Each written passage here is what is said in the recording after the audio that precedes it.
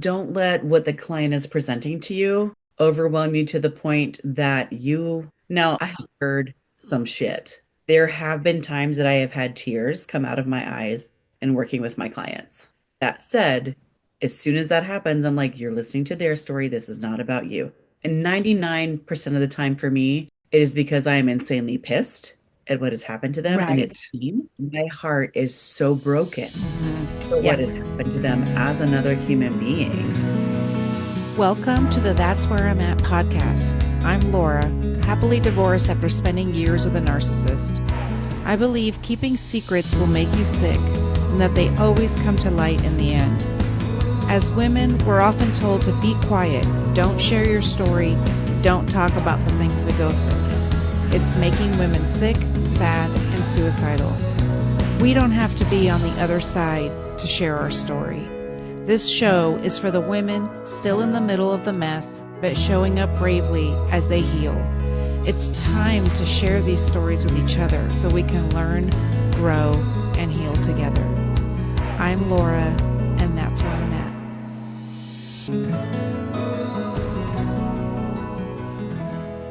Please take note that this episode may contain subjects that may be triggering to certain listeners. Please take care when listening today. Hi, guys, and welcome back to the That's Where I'm At podcast. Today I have Courtney. Courtney is an integrative somatic practitioner and brings laughter, healing, and empowerment to clients and audiences worldwide.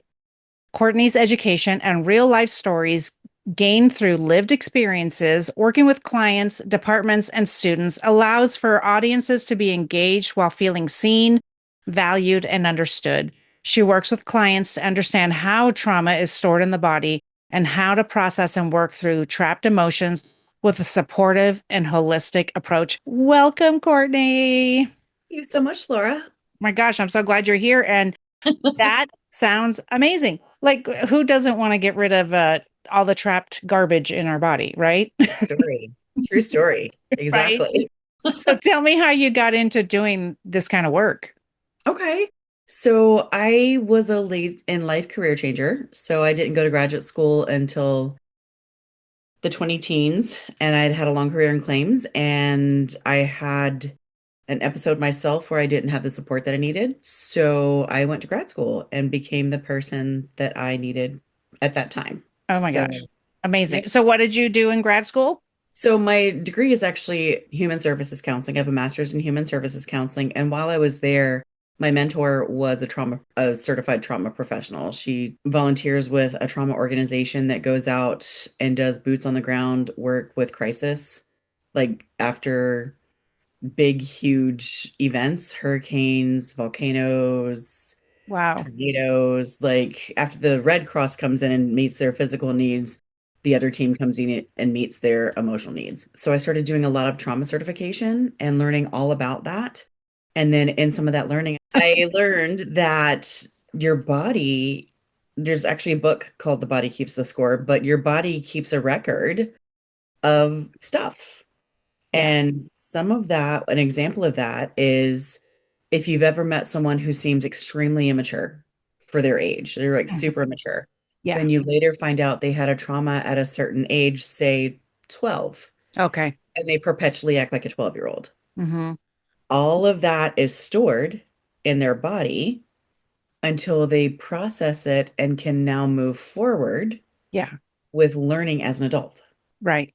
Okay. Yes, that's amazing. And do people even know that that's what they're doing? Right. Sometimes, like when you meet certain people, you're like, they're just so immature. They're hard to like connect with. They seem like maybe if they're in a work environment or if you're trying to, I guess if you were trying to date somebody, it would be like we're not at the same level.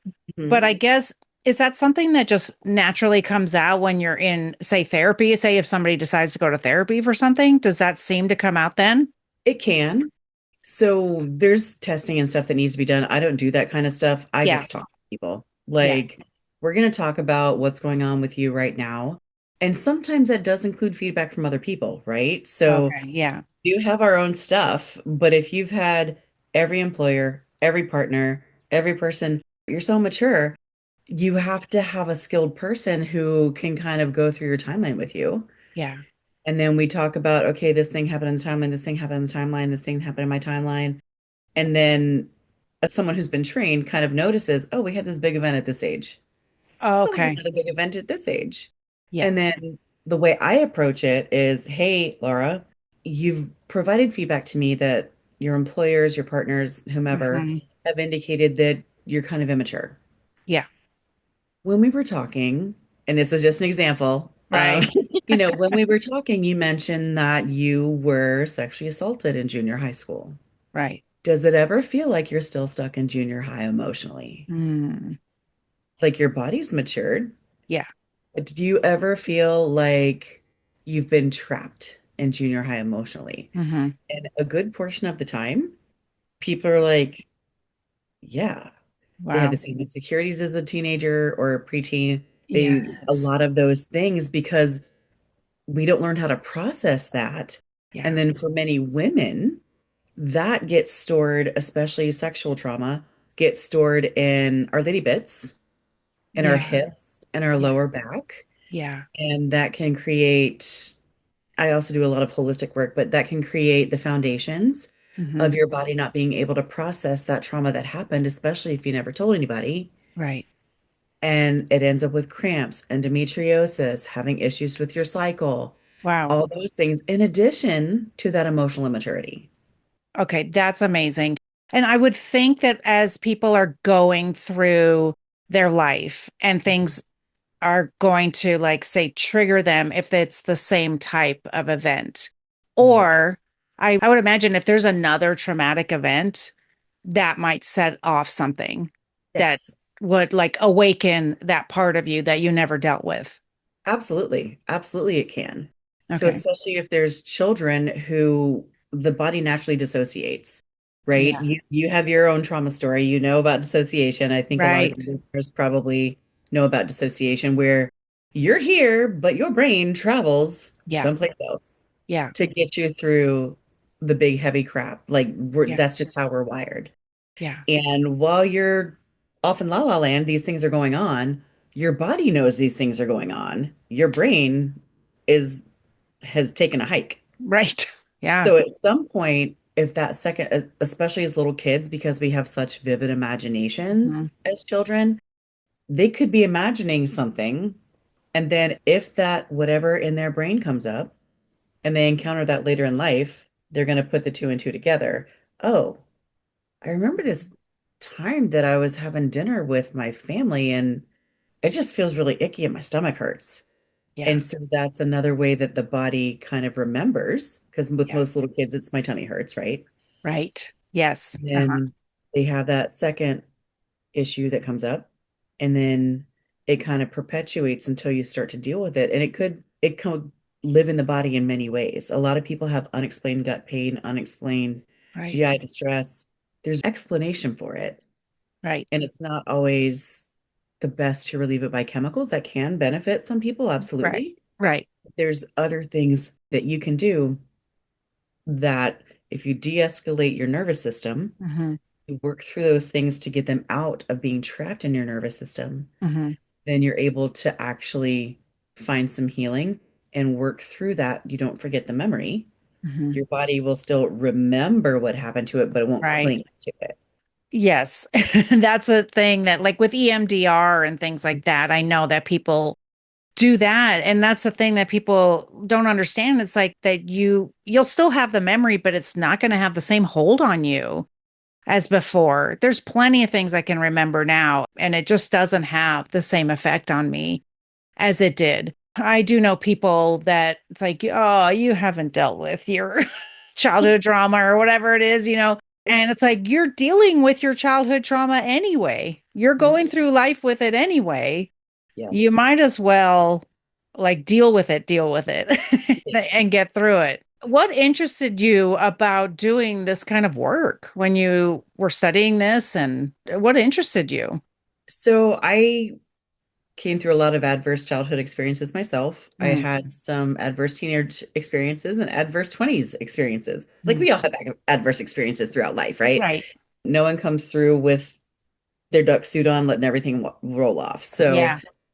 I did several years Sounds like a served time. It kind of feels like it sometimes. But I did several years of my own therapy, right? So I've been in and out of counseling since I was 19 years old. And Mhm. actually, even as a counselor, I still see people. Like I still see a counselor myself. Yeah. So it doesn't stop just because you know the tools, you Right. still need support, right? Right. Right. So with all of the stuff that I'd been through, the modalities, I received EMDR as a patient and I became certified in EMDR because it was so beneficial. Mhm. So, and it's one of the only modalities that you don't 100% have to speak the same language as the Really? person receiving it. We do field EMDR when we go to those disaster scenes. And like you does a lot of people use the light Yeah. if you have a seizure disorder or something like that, you've got to be careful with that. So you can follow fingers, you can do Hmm. bilateral tapping. Sometimes I'll do like a group session and we'll do like the butterfly Butterfly. tap. Yeah. Yeah, Uh-huh. it's literally the bilateral stimulation, or I'll send people on a walk, Oh, not in the okay. gym. Because in the gym, you're looking straight ahead at the TV or you're holding onto the bars. When you're out Oh. on a walk, you're looking around to make sure you don't trip over the cat, that tree branch doesn't hit you in the face. You're looking Oh. around. And so that's actually how EMDR was invented, Oh. was Francine Shapiro went for a walk in the park and Uh-huh. noticed after that walk, her eyes going back and forth made her feel better. So she started doing studies. And that's Oh. how it was invented. Oh my gosh. No wonder walks are so good. Yes. I mean, there's so many reasons, but I didn't even think about that. That's so Mhm. interesting. So, but do we need to be actively thinking about something, like a trauma or something while we're doing the walk, or is it just really the regulation of our nervous system plus It could, the bilateral motion there? it could be both. So Okay. if there's something that you want to work on, I highly recommend making sure you're working with a trained professional on it. Hmm. And full disclosure, I am not licensed. I waived my license so I can work with anyone anywhere, but that doesn't mean I don't have the training. Right.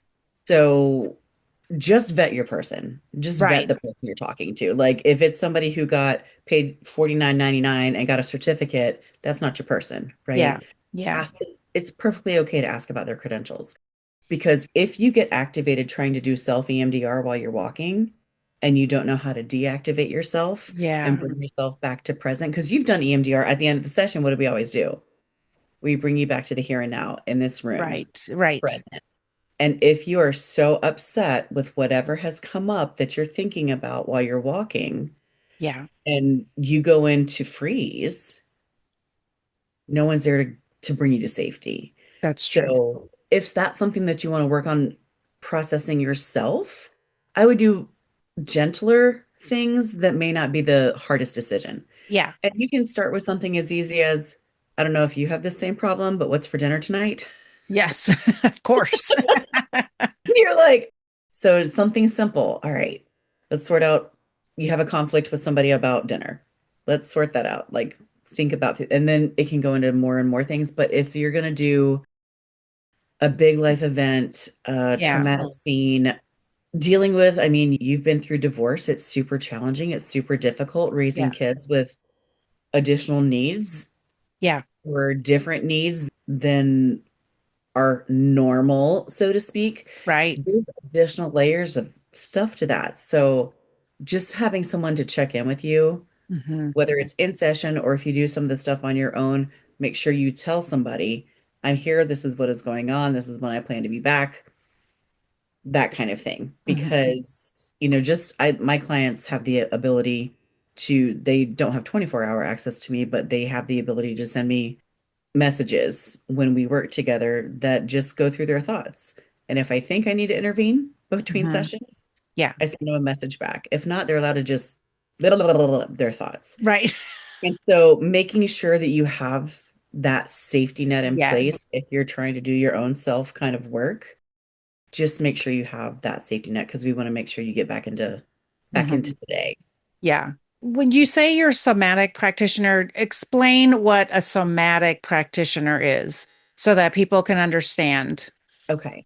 So we are, and I'm not speaking sensual in terms of like, hoo la la. I'm Okay. like sensual, like we have senses, right? We Oh, see, we okay. hear, we smell, we taste, we feel. So we have five senses. Some people have six senses, but we're going to stick with five. Yes. So in terms of being a sensual, the way that I'm talking about is using those senses. So, have you ever driven by and smelled something that took you back to a memory in your childhood? Yes. Yes. Uh-huh. Okay. So, I'm going to give an example in a minute, but somatic work works with the senses and the body. Mm. So, throughout learning teachings, there are certain scents, like scents, Yeah. that can bring calmness, peace, Mm-hmm. things of that nature for most people. There's certain types of music that can do that. There are certain types of touch that can do that. That's why massage is beneficial to a lot of folks Yes. to relieve stress. Yeah. And then there's all of your senses can be incorporated when you're doing somatic work. And oftentimes, what happens is, for example, if I have a client who's got massive tension in their left hip, the doctor can't figure it out, the physical therapist can't figure it out, they've done everything they're supposed to do. We do a little bit of work and find out kind of what's going on with that. And it's where that body has taken that psoas or that hip Uh, flexor and yeah. locked it. Yeah. When we start working on balancing everything out with that person, getting that trauma out, creating a sense of safety within the body because the body holds on to things thinking it's not safe, Right. right? So we're like, all right, we give intention to the area, we work on the area. And the somatic work, the different practices within somatic, some of it is prayer chanting, depending on the client. Some of Right. it is there's a visualization sequence. Mm-hmm. Some of it we do a sense of safety with just layering pillows and weighted blankets and things like that, kind of Mm. the cocoon back into birth. Yeah. And then we work with some essential oils. There's some not edible in terms of like edibles, but like food, nutrition. There's Yes. nutritional suggestions that we make. So it's supporting the body holistically so that it can release the trauma. Wow. And I know that was a very long answer to your No, question. not at all. No, not at all. Well, and I've done some different kind of yoga, Mhm. things, and I know that when we start moving around my hips and stuff, oh my gosh, there were times where like I couldn't even talk during yoga. I'd be crying and I'd be like, I want to keep it together until I get in the car. And it's just must have been the right kind of work that I needed at that time. And we weren't even like, it wasn't a particular thing like, hey, we're going to go deal with trauma Yeah. today. It was just something Yeah. that my body was reacting to. Mhm. You may have felt safe enough in that space, especially with the deeper breathing, because we Yeah. do a lot of breathing in somatic work. Yeah. With the deeper breathing, getting your lungs completely filled all the way down, Yeah. expanding the lungs, you're expanding your body in a way that those of us who are uptight all the time, we live in like this, right? Yeah. Now, some of us have a little bit of a bigger space, but we live in this. And it's not until we breathe all the way deep, let our muscles relax. When we get into a place where we feel safe, Yeah. it's when we're able to do that. And it's very common for a stretch and you get it just right. And people either start shaking. That's very common as tremors or shaking, crying. I have seen mild convulsing. We kind of Mhm. bring it back in on that because I don't want anyone getting injured. Right. But I've seen lots and lots of tears Hmm. and lots of just tremors and shaking because you're letting that energy out. And that's Yeah. one of the things we do in somatics is like Taylor Swift had a thing with shake it off, like Right. shake it off. Like, Yeah. and if you watch a dog after something, Yeah. right, what's the first thing they do? They shake it Yeah, off. Yeah. so it's kind of in our nature. And when babies are unhappy, they start arms and legs, both like this, Yeah. right? They're doing their own shake off. Yeah. We learn through life, oh, that's not appropriate. Don't do that. Right. Yeah. And then we walk around dysregulated all the time.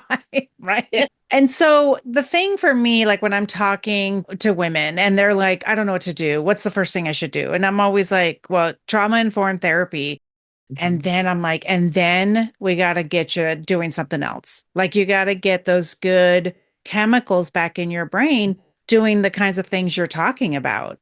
And I know it's to some people who have never done this kind of work, it seems kind of scary, vulnerable, that kind of thing. But I know you're creating a safe place for people.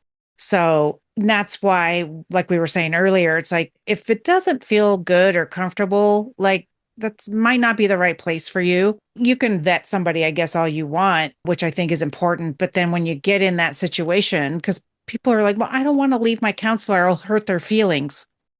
No, you're not going to hurt their feelings. And especially if they're not doing anything, or if they don't, Mhm. if it's not what you want to get out of the Right. situation. I mean, we have to have that communication, which I know has been hard. And, especially if you've never learned how to set boundaries, or if you've never learned how to ask for things for Yes. yourself, it's a new experience, but it's a good experience to do Yeah. that. Yeah. And there are counselors who will let you treat with them forever. Yeah. I personally think that's unethical. Oh, If I okay. have reached the maximum of what we can do together and all the benefits and every trick in my brain, Yeah. they're not tricks, but every Yeah. modality in my brain that I can think of, and you aren't making progress, Yeah. time to find someone who can help you. Yeah. And I'm okay with that. Like Right. I don't take it personally. Yeah. It's okay. You've now done the healing enough that my size 9 shoe no longer fits your size 8 foot. Yes, That's exactly. okay. Yeah. Go find a size 8 that's a good fit. Yeah. And that's kind of how I look at it is, just like pants, right? Yeah. You have the perfect jeans, you love them so much, you love them so much, you love them so much, something changes. Yeah. They're no longer the perfect jeans. Right. Exactly. We grow and we change. And Yes. yeah, because I've had so many different counselors, and I mean, every time somebody asks me, what have you done for your healing journey? I'm like, oh my gosh, what haven't I done? Because I am very much about what somebody will say, like, oh, this worked for me, so I'll go try it. Hmm. And if it's not something that is going to be harmful to me, then I'm going to go Hmm. try it. And Yeah. also, when I was in therapy, my therapist was like, yeah, go say yes to some good things and see what you like and what you don't like, and what works for you and what doesn't work for you. And so that, because I think people want to get to a point where, well, how do I know that I'm healed? Well, we don't reach an end, but it's there's a difference in your life, and you'll know how, like, hey, today I have joy, or you know what I mean? It's like these Yeah. little steps that get you to where you want to be. It's Yes. not just like, here's your certificate of graduation. Congratulations, you're now healed. Exactly. And you could be doing great for a while and not need Yeah. any support for 4 or 5 years. And then life kicks you in the breasticles and you Yeah. need support, right? Yeah. Yeah. So that's very normal. That's part of life. None of us get through it unscathed. Yeah. And there are so many different modalities out there, and not every modality is going to be a good fit for every person.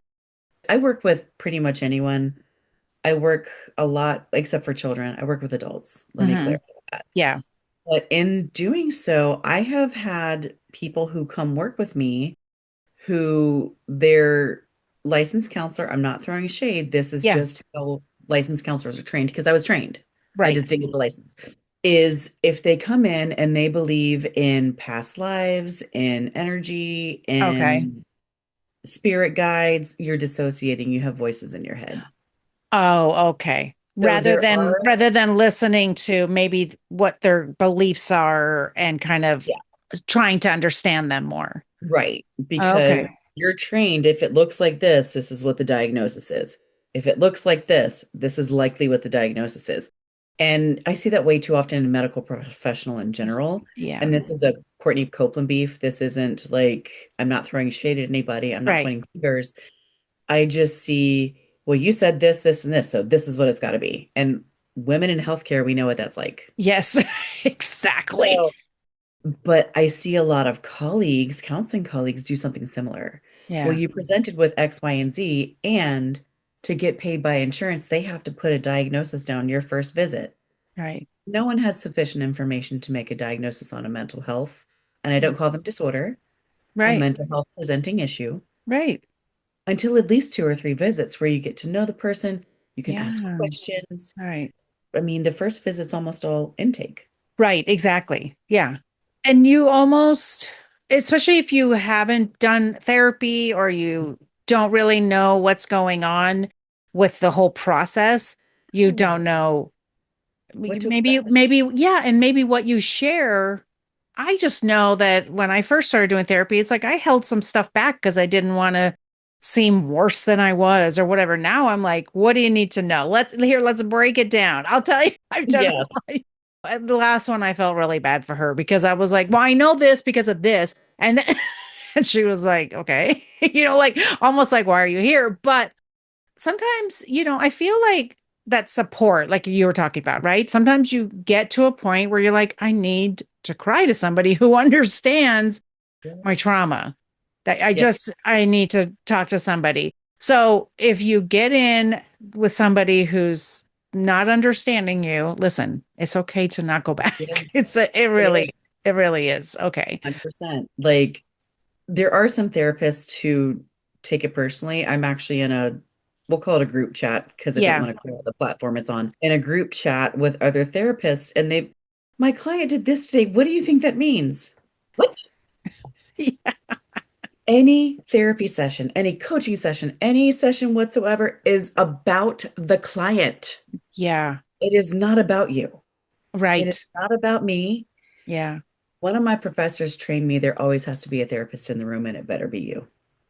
Oh, well, there's an idea. Obviously, when I'm in therapy with my therapist, she's the therapist, not me. Of But course. Yeah. like in training as a counselor, there always Yeah. has to be a therapist in the room, and it has to be you. Rather than allowing the client to be like leading the way or something or what? Well, they can, but in terms of don't let what the client is presenting to you overwhelm you to the point that now Okay. I have heard some shit. Yeah. Okay. There have been times that I have had tears come out of my eyes in working with my clients. Yeah. That said, as soon as that happens, I'm like, you're listening to their story. This is not about you. And 99% of the time for me, it is because I am insanely pissed at what has happened to them and Right. its team, Yes, of or course. my heart is so broken for Yeah. what has happened to them as another human being. hmm I am just, and I'm like, I'm not crying. Please continue. I am so upset on your behalf. Please continue. Right. Exactly. Like, yeah, keep talking. Don't worry that it's affecting me. Right. Get Because that kind of thing. what's the thing here in the States that we do? Yeah. Don't Stop cry. crying. Just, Don't yeah. cry. Don't cry. Yeah. Yeah. And Yeah. depending on where you're raised, don't cry or I'll give you something to cry about. Right. Exactly. Right. Yeah. So, Yes, exactly. and if you don't know what to expect in therapy, then the client can come in and be like, hi, where do you Yeah. want me to sit? I'm And that like, crying is a bad thing. That it's like, I'm so sorry I'm crying, which every once in a while I'll catch myself saying that. And I'm like, I have to stop doing that. I've really caught myself. I mhm, don't want to say that because I know that my body, I have a soft heart and my body is regulating with crying. yes. So I have to just allow it. And I have a soft heart and things sometimes get hard and I haven't dealt with it and I want to cry about Hmm. it. I had a friend who said that too. She's like, I've been crying so much. I'm like, it's you're regulating your nervous system. And she's like, God, I've been regulating a lot. Yes, That's good. I mean, exactly. better than I guess shoving it down. Yeah, somewhere along the way, we've made it so that like, I don't want to make you cry, don't stop crying kind of thing. And it's like to me, I'm like, do not apologize for crying. Especially like when people are talking about things that are really heavy. It's like, of course you're crying. My goodness, of course you're crying. Yeah. I was It's gonna something, and it's very cathartic. I mean, if you think about it, that's the first way we learn to communicate and regulate our emotions. right. An infant. And then Yeah. we're told, don't cry, don't do that. Da, da, da. I'll kiss it and make it better. That kind of stuff. And that takes away the valid feelings of Yeah. a child. And then we kind of perpetuate that. And Yeah. then, don't cry, it'll be okay. It's all right. It's okay. Oh, it's okay. hmm Dude, let me cry. Now, while I'm driving in like 85 speed traffic, is hmm it wise to cry? No, my ass needs to pull over. Right. You Okay. need to be Time and place. concentrating. Like, Yeah. yes, let the emotions out, but I need Yeah. you to be in a safe space to do it if you can. Right. Obviously, some things there's no time and place, right? But if there's a way that you can make sure you're safe while you do that, please do. Yeah. But there's just so much that the body stores, and that's Yeah. one of the things that we encourage all the time. Yeah. There was something that happened recently and I was telling my friends and I was like starting to cry about it. And I said, I don't want to start crying right now because I know I'm gonna have a really big sob fest about this. So I'm going to do it later. And they looked at me, they're like, "You're planning, you're crying?" I go, "Oh, yeah." Because I'm going to be in my room by myself and I'm going to sob about it. I might have my journal. I just knew I had to like make a plan to go like really deal with it because I'm like, every time I bring this thing up, it keeps coming up, which Mhm. is fine. But I'm like, I got to go sob about it. Yeah. And then you kind of work through it. You're letting things go, Yeah. moaning we do a lot of moaning, guttural, ah! Like I Yeah. want you to get it out. I Yeah. have been pooped on. I have been peed on. Oh my It's goodness. not intentional. It's just I want you to release everything. Yeah. Let it go. Yeah. And it's not like they were like, oh, hey, no, they were just in such an emotional state that when Yeah. we were working together, Yeah. that they literally let everything go. And we ended like kind of lots of shaking, lots of crying, lots of moaning. And towards the end, it was almost like a feather fell to the ground, Yeah. a little bit of a whimper. Yeah. And then I just let the client be. And we're like, okay, let's do some breathing. Let's bring it back to now. That was excellent work. Yeah. Cleared a lot of that tension, a lot of that emotion from your body. And then the next days after that, if we do have, and this is for a big, heavy cry too, you need Yeah. lots of proper nutritional support. Please don't go get fast food and shove shit in your body. Right. Please try to have some vegetables and fruits. Please keep your electrolytes up because you have cried. Your tears are more saline than Yeah. regular. So put those electrolytes back in the body, support yourself, do some sleeping, lots and lots of water. Yeah. Get in the sun if you can, like not bake, but if it's hot, sit in a window where there's air conditioning and you can actually get light on your face. Yeah. Do things to bring yourself back to now, and then just remind yourself, I let all that go. I'm proud of myself for letting that go. Yeah. I don't have to carry it anymore. Right. And I am safe in the here and now. That's the part I love. We don't have to pick it back up after we set it Mhm. down. We don't Nope. have to pick it back up. I think sometimes people think that I know that was something in the past. And I'm like, no, I'll just, nope, you don't have to deal with it anymore. It's dealt Yep. with. I want to talk to you about laughter because Okay. it's just so important. And when I first started doing my podcast, I was like super serious and I wasn't going to laugh because that's not the way you do it. But then I started to learn, I'm like, no, like there's something that happens when we laugh. And especially I was on a podcast yesterday talking about everything. Every time I just start laughing, and she's like, "You've really like healed through this." I'm like, I have, to the point where I can just laugh because I have empathy for my old self, what she Mhm. went through, what he did, all those. I just like, I just can't believe it. But I'm at a different place now. So Yes. but I know we can get those good chemicals back in our brain with laughter. So talk to me and talk to us about that and how it's okay to be laughing. It's there's a line. I was in the show Steel Magnolias 100 years ago in high school, and one of my favorite lines from that was laughter through tears is my favorite emotion. Yes. Dolly Parton's character said Yeah. that, but it's the truth because number one, what do we have to do when we're laughing? Breathe. Okay. Yeah. And so when you're laughing, your breath comes in faster, Mm, and sometimes it'll come a little bit deeper. And it's just like if you've ever heard a dog or a baby regulate. yeah.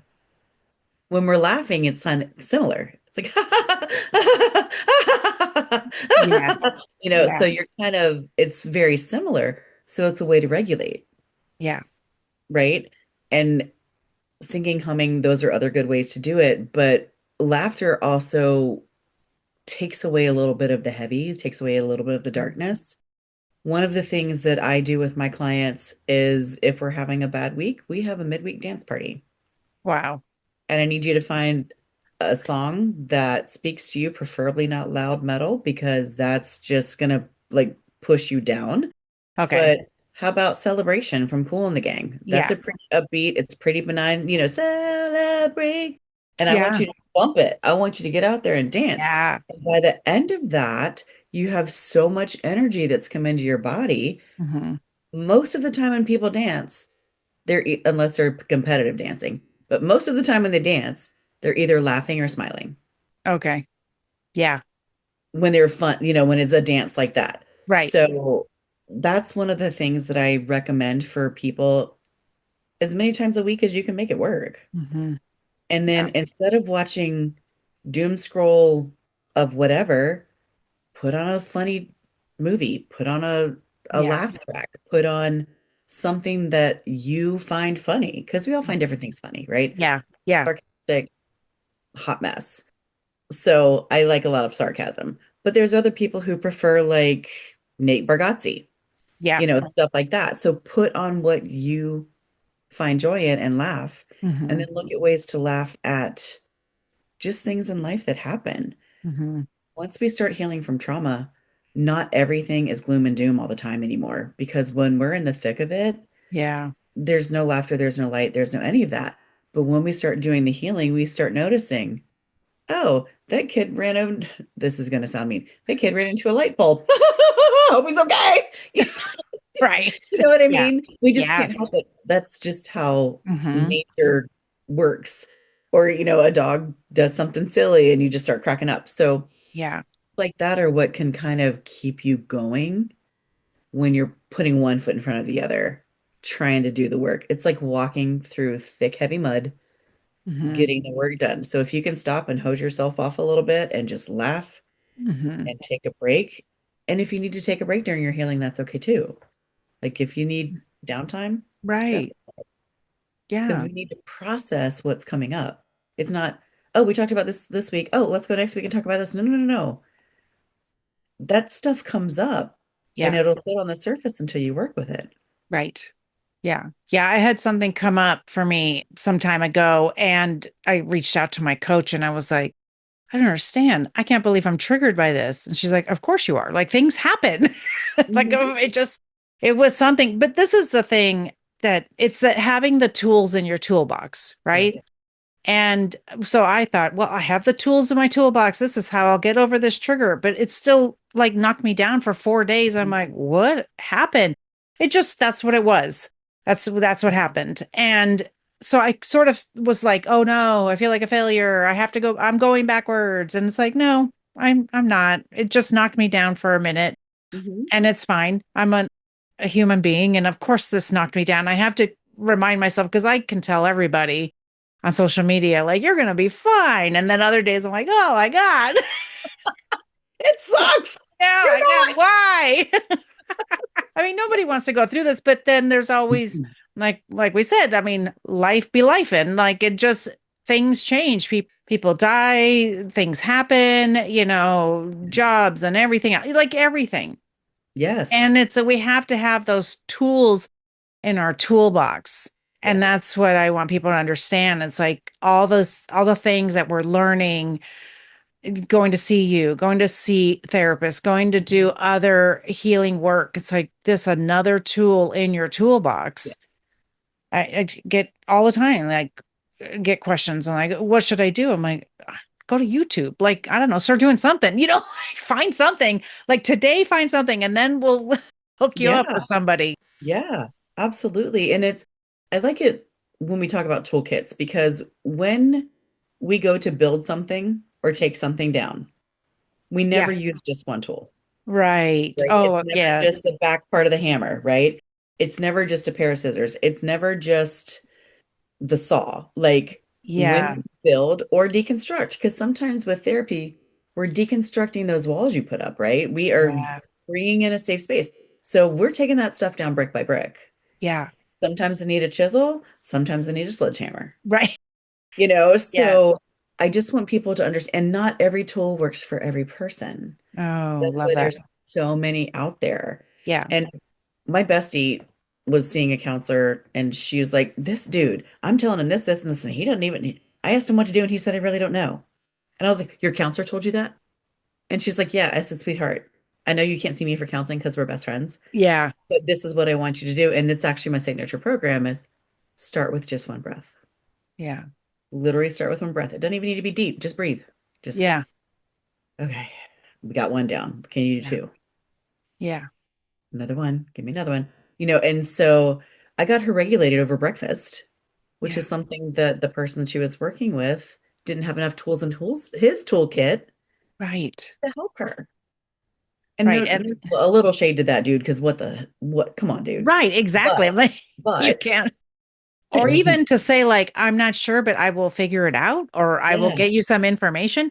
But then yes, this is why people say, like, oh, I just would go and they would just take notes and they wouldn't really say anything to me. I would just talk the whole time. I'm like, okay, but if that's not what you need, then that's not the right person for you. Because that is not the way I do things. Like, I need you to talk back and forth and say you're on the right track. And these are the tools you can do until we yes, see each other again. And that I need to have something going on like that. yeah, yeah. There should be somewhat of a treatment plan Yeah. in terms of the goal is XYZ. Like if the Right. goal is for you to come and bitch at me for an hour every week, I'm going to teach you how to make friends. Right. Like, that's not the best use of either one of our time or your money Right. because I if you're not willing to put in work when you work with me, that's just me personally. There are other counselors who they're Yeah. okay with your court mandated whatever. We'll sit here and stare at each other for 45 minutes. But if the counselor is not providing what you believe you need, ask, Right. hey, I need some tools. And if they're like, well, I'm not sure what I can offer you, ask to see someone else. Yeah. And sadly, with the way that insurance is in America, certain panels or certain doctors and Yeah. stuff, if you need to go outside of that, ask for a sliding scale. Right. Yes, that's good. Ask for a different protocol. Ask if they have a group. Ask if there's a small cohort that you can join. Yeah. Because there are ways, it's just like group training, as long as you sign all the documents and maintain confidentiality, Right. a lot of times you can do a small group Yeah. because there's all the legal stuff with that. But as long as you maintain confidentiality and everyone Mhm. is agreeable, that's fine. But that can do some money savings, right? I just want to make sure that people are getting the support they need from the person they need it from. Right. And it's like Exactly. you said, if again we got a size 9 shoe and you're now a size 8, or you walk in and you wear an 8 and they're a 9, it's not a good fit. Right. Not a Right. good fit. And there's nothing wrong with that. You go in certain grocery stores, you buy the groceries you want to buy. Yeah. Right. It I know it seems very consumer because we're spilling emotions out to people, but if you can't get 100% comfortable and you Hmm. can't give all of the emotions out that you need to, it's not a good fit for you. Right. Exactly. Yeah. You got to feel safe. And for me, I just always like, I'd be like, oh, I can't wait to go back so I can talk some more and get some of this stuff out. I did a divorce group when I first got divorced, and it was not the right fit. And those are the kinds of things that I went through the whole program because I don't remember why I did that. But I think I wanted to Yeah. see it through to make sure I wasn't being like, was I being too judgmental? No, I wasn't. It just was not the right program. And I wanted to have discussions about it. So I tell people, I'm like, this is what went on in the program and why it didn't work for me. If you're okay with that, then it might work for you, but it didn't work for me because of this, this, and this. And actually did call the organization and talk to them about it and say, like, this is why it was a problem. Mostly it was about abuse. The Mhm. divorce group did not have anything for abuse. And so it was very just like healing from getting a divorce. And it's like, but that's not enough. If you've been in abuse, it's a Yeah.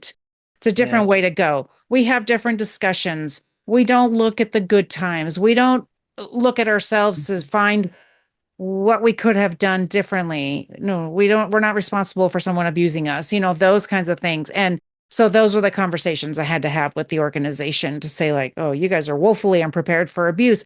That's why when you go to someone who's not trauma informed, if they don't know, you might hear things like, well, maybe you can reconcile, or what was your responsibility in this situation?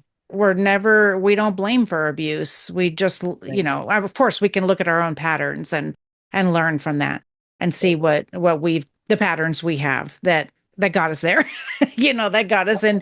And with this person, I mean, it's never our fault, but those are the things that I've unraveled in my time during the healing was like, what were Laura's patterns? Well, there's a reason why everybody around her was abusive. Yeah. because I just did anything to be loved. And Yeah. so we got to find the right person who can help us see that and unravel that. And everyone has to come through and learn, right? Yeah. But if you have a presenting client that is outside your skill set, you need to own up to it immediately, Yeah. period.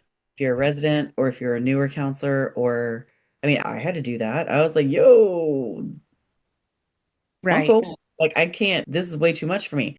And because of what I learned and did, I can now handle quite a bit as a counselor. Right. But Yeah. newbie counselors who don't, or we come out of school, we have CBT, maybe some TBT, a little bit of family, depending on, I didn't go the family route, a little bit of family and kids, a little bit of teenager. Like Right.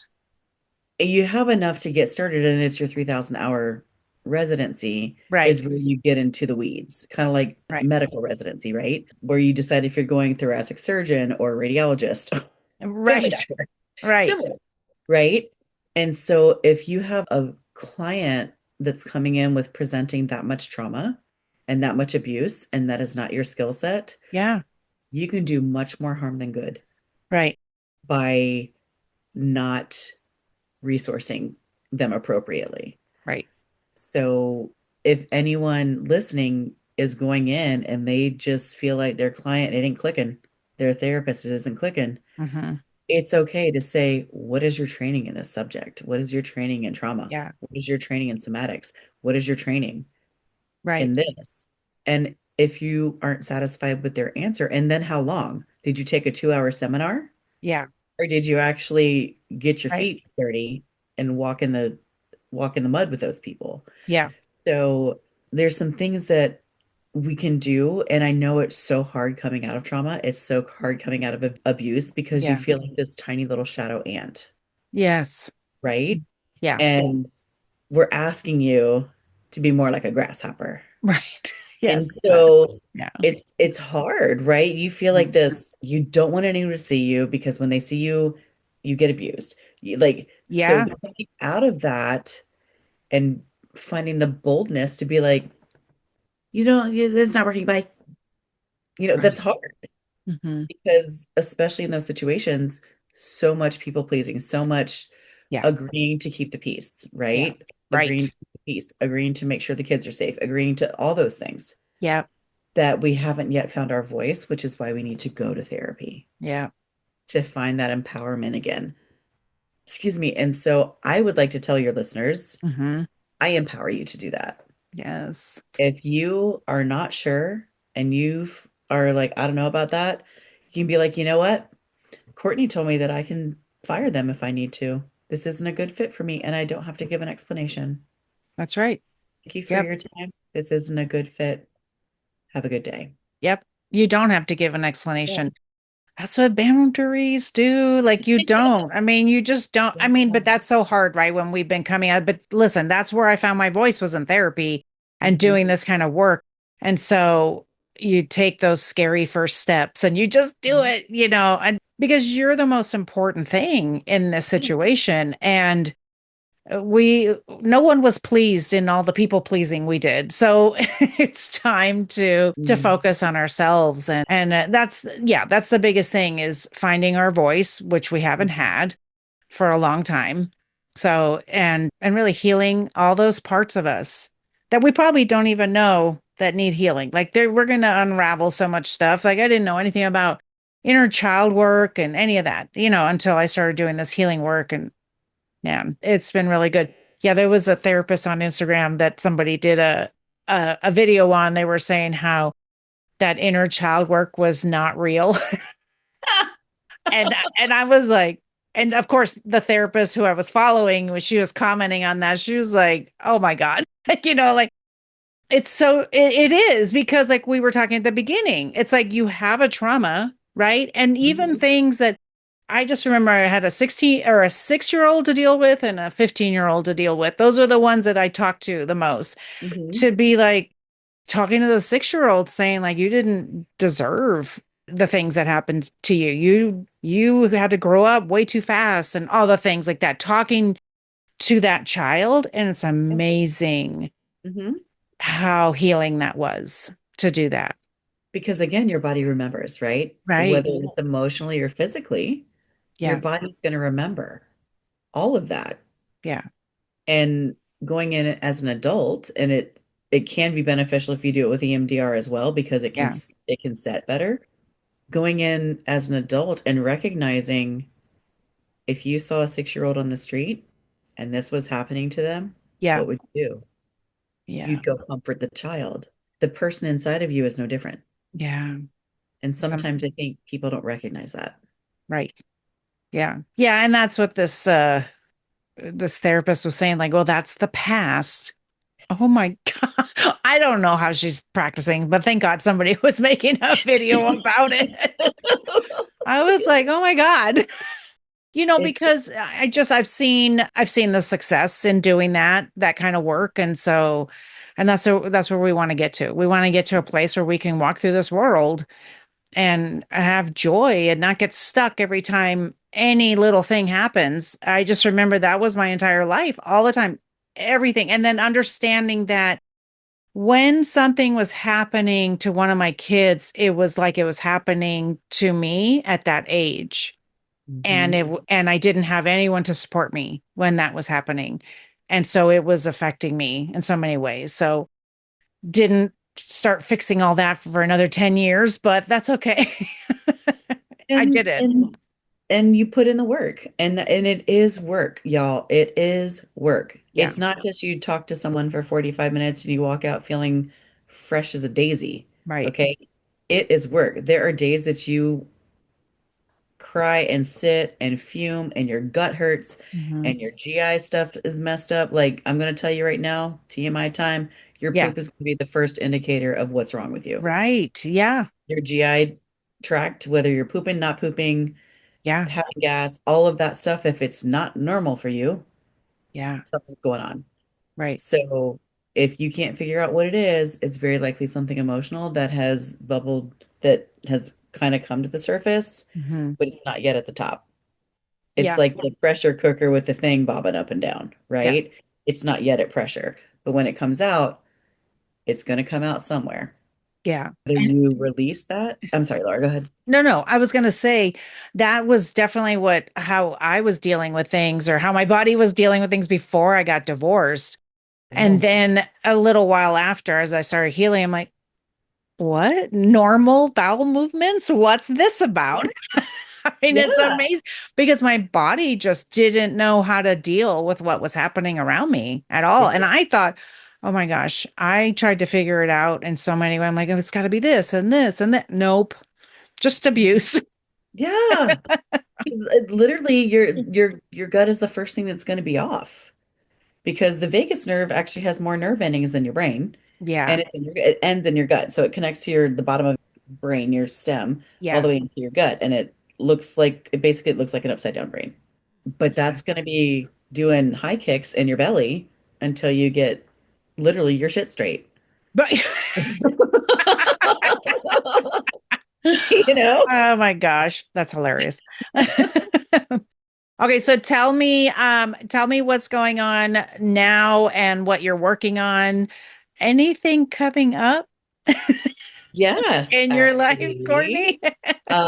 So I have a podcast that will be appearing across the podsphere Yep, on June 5th called Trauma yay. Intersections, and I would love you to take a listen. Of course. And then I have, like I said, my signature program is launching about the same time.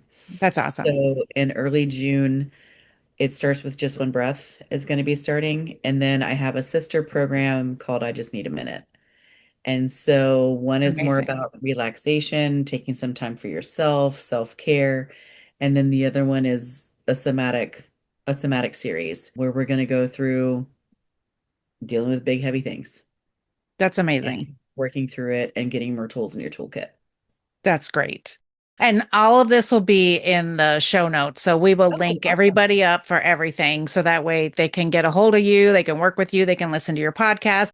My listeners were always supportive. And so, yes, Awesome. go follow and listen. And Guys, we always need the 5-star reviews and all that. So podcast land knows you love us. Otherwise, we can't keep doing this work.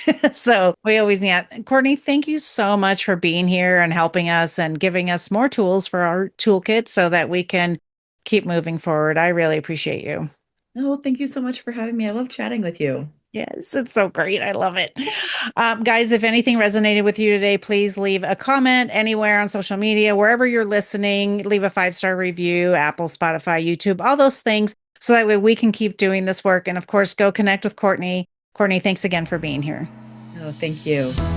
Thank you for joining me today on the That's Where I'm At podcast. Did the story today resonate with you?